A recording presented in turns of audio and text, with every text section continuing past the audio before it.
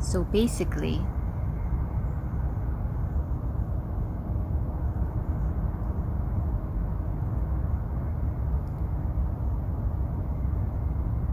you've actually never done anything.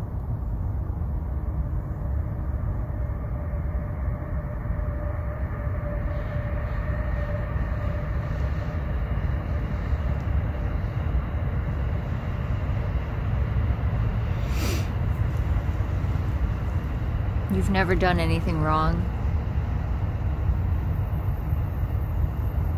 You've never done anything right.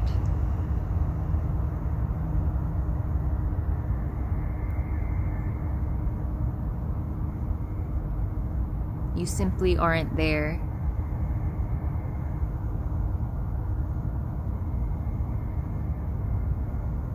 And everything's just happening.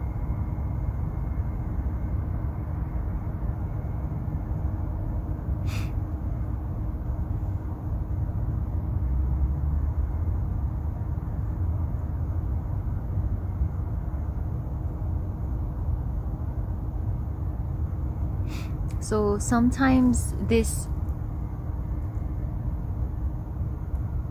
just feels too far-fetched, because when the seeming contraction, the energetic sense of me is really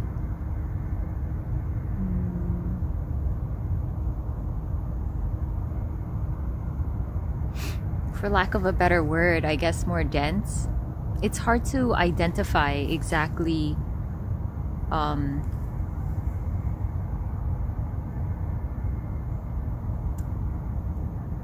it's hard to characterize it, you know? More dense, less dense, I don't know.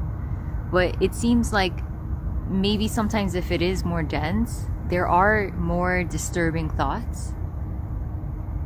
Not necessarily. Sometimes when it's dying, there can be disturbing thoughts. When it's actually thinning, there can be disturbing thoughts. And there can be a strong sense of belief in them. And it can feel like I really made those choices. I really did that.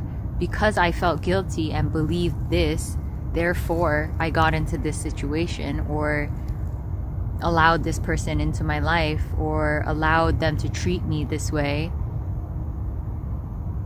or I hurt that person because this is the story that was believed in. And so it's amazing that, yeah, certain actions can happen because of those beliefs, because of those stories.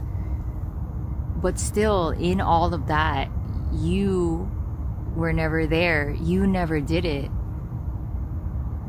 The body had a sense of free will that this is my doing, that I'm making these choices. This story is mine. It is true. It feels real, and therefore it is.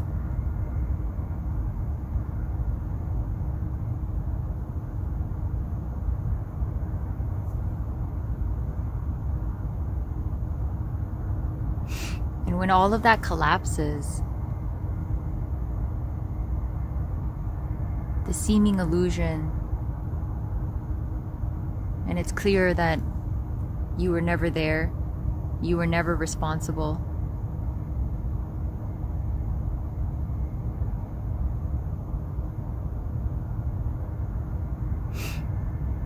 Then it's really clear that no one's responsible for their actions, for their deeds, because it's not theirs. And it doesn't mean that if I see someone hurting someone else, that there's a strong preference for that not to happen.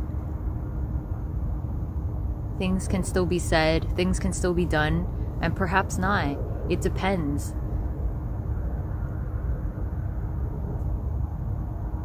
Then no one is in control, so whatever impulse arises is what arises.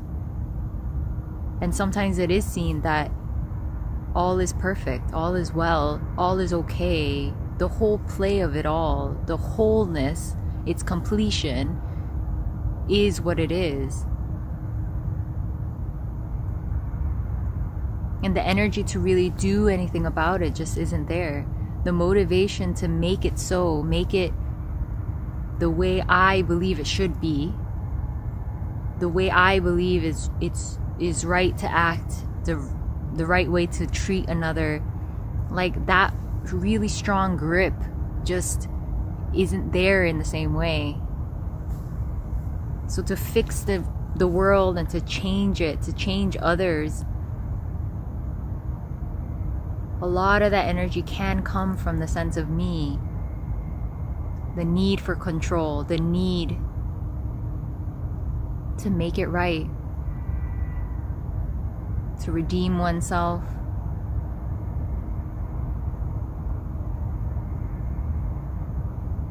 to be a savior.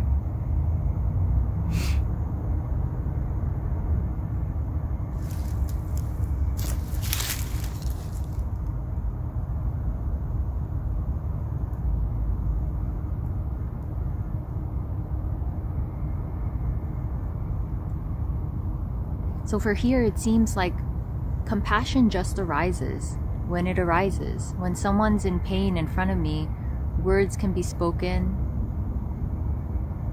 There could just be silence. I don't know, I can't predict.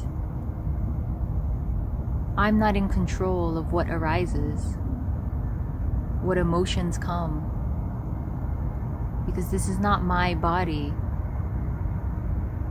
This is not my life.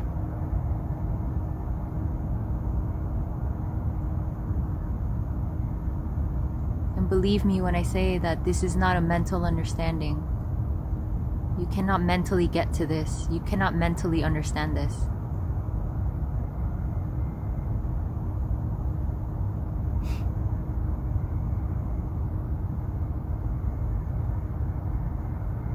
Because it's a contraction in the body, and the thoughts are created from this need to know, this need to control, this need to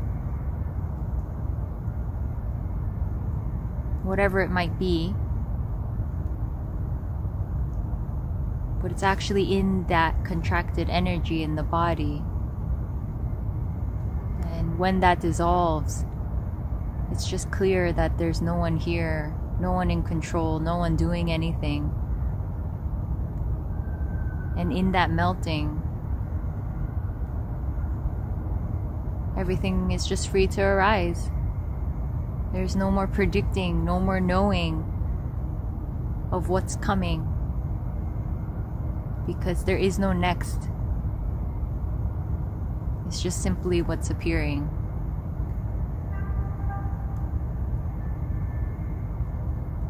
And this is the complete opposite of how that contraction or the person functions.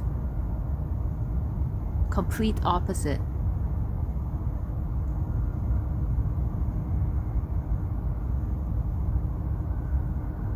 So there is no way to this. Again, when the contraction is quite tight, sometimes practices, sometimes advice can be given to really make energetic shifts in the body, to loosen that sense. I'm not saying that's not helpful within the dream, because everything can be helpful and harmful in the dream.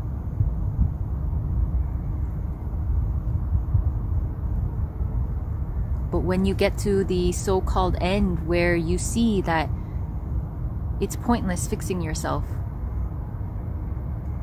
it's not really going to get you anywhere, believing that there is a next moment, that there is a next happening, that there is an awakening, or that I will attain enlightenment or this special state. I will become this special being. I will know more than others. When the collapse of the hope in that is just quite clear,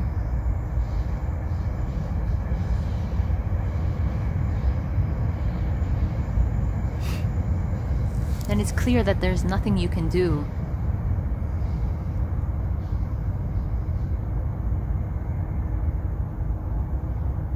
To bring you closer to what already simply is.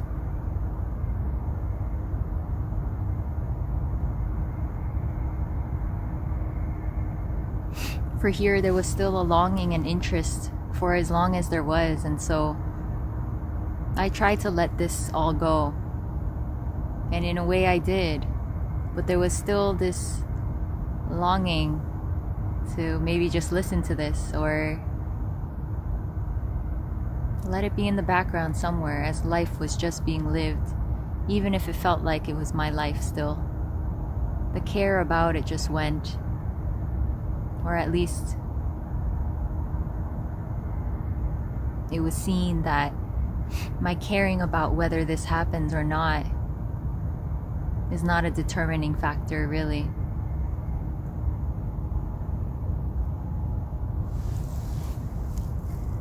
Because sometimes on the spiritual path, you could be told that your longing for this has to be greater than anything else.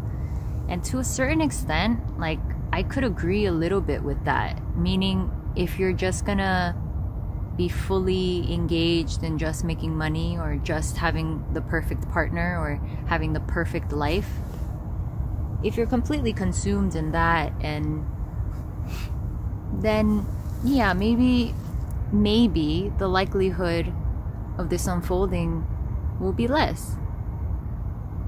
No one can say that for sure, but sometimes it can seem that way.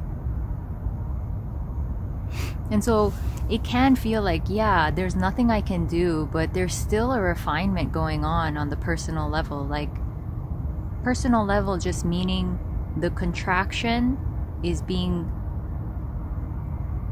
seen clear and clear, like the mechanisms of it, the reasons why it's looking for a next moment, the reasons why it's hiding and making it seem like this isn't it. You know, it accumulated certain beliefs or habits or ways of living or a lifestyle that was aligned with the seeming belief that there is a next moment, that something will happen, that I am getting closer to something, if you know what I mean. Like, just for instance, the identity of a spiritual seeker here was quite great, and I didn't even know. I did not know. And the real devastation of letting that go, letting the identity of a teacher go, letting the identity of a compassionate person go.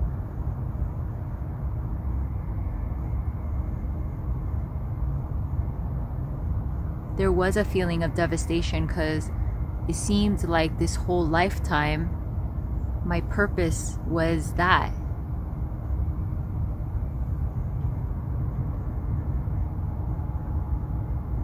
You know, in some form or another. So that's quite a big dream to let go of, and to realize that that will never come true. It's quite devastating. And so it could be a different sort of narrative for you. And seemingly, because of that, it can feel like your whole world could be shattered. And it's not always a pleasant thing.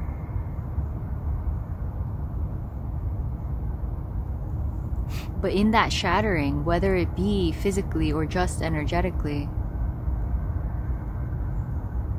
that's the freedom.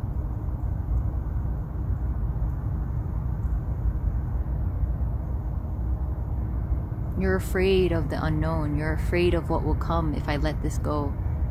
If I let this dream go. If I let the hope for a future go.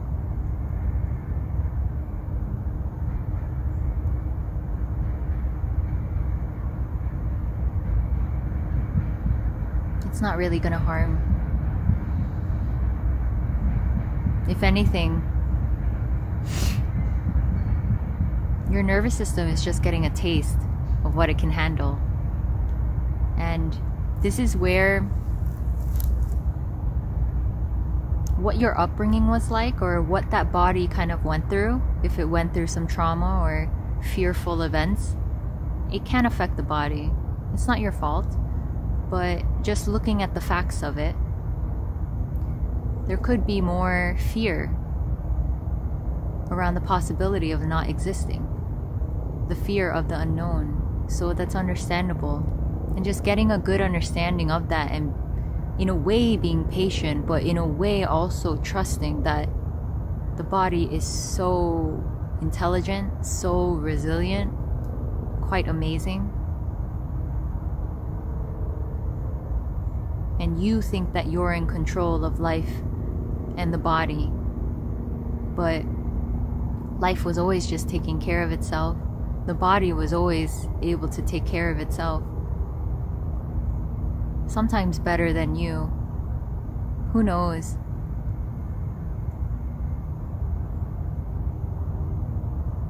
I mean, for instance, like, the amount of exercising I did as a person is quite different from how it is now. Because before, there was a care about the image of this body, how fit it was and what it meant to me. It made me feel better about myself. And there's nothing wrong with that. It's just a description. But now, there's no self-image here. There's no projecting of an imagined self and how this body should look and how it enhances my identity, the sense of me. And without that, there is still care for the body that arises. So walking can happen, some exercise can happen, but it is to a different extent. And maybe it'll change, I don't know. But I'm just describing how it is now. And I can also say that while there was this despair that was deeply felt, the body didn't want to move. It almost felt like, you know when an animal goes away to kind of die? Kind of doesn't really want to be around too many people, doesn't want to engage in the same way. It just kind of wants to be left alone a little bit and doesn't want to do much. That happened here. I don't know if that's a common thing, but it kind of seems like it is. Because the brain is kind of rewiring itself and something is energetically dying. And so it can be alarming and worrying, and the mind can come up with all of these scenarios, doesn't know what's happening.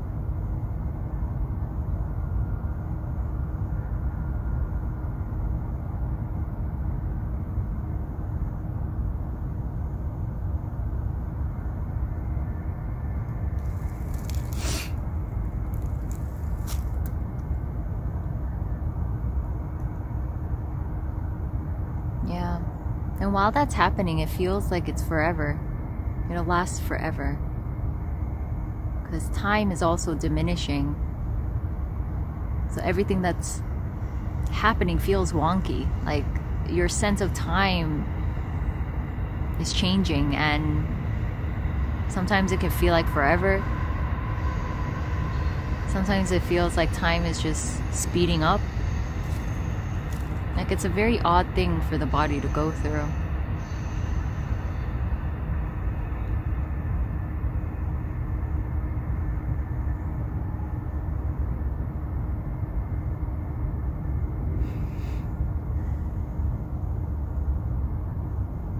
Yeah, I just described that just in case someone is going through that and